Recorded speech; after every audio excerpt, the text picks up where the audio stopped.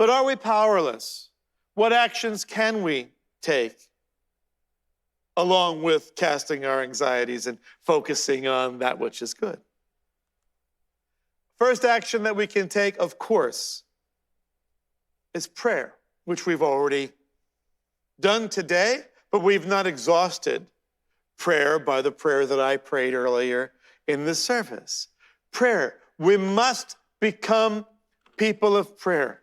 If we are not already exemplifying prayer in our lives, in the warp and the woof of our lives, this is the time. What are you waiting for?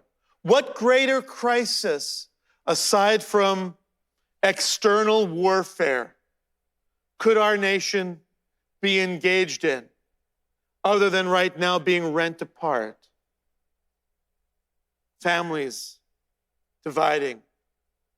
You can see we're in need of prayer. And if the church is not going to pray, who is? And if our church is not going to pray, then who is? And if our individual families and members and attendees and those who are viewing at home, if we are not praying, then who is? It is time for us to double down on our prayer time.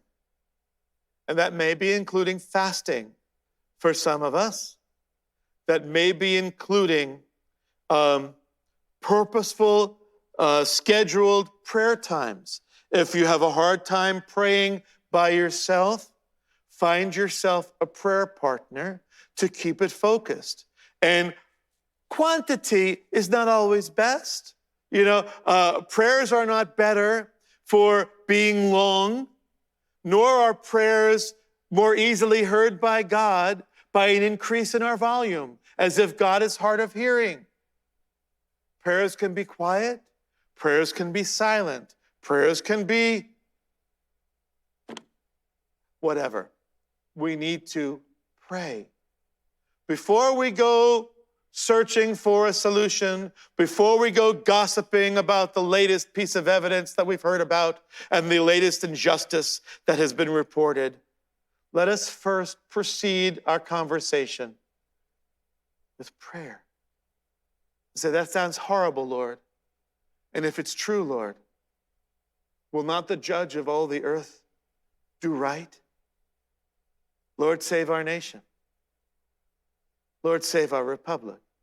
That's a simple prayer, right? My favorite prayer in the Bible, I've said this before, my absolute favorite prayer in the Bible, Peter, Lord, save me, right? He walked on water for a second, sunk. Lord, save me. Short, sweet, to the point, and it got the job done, right?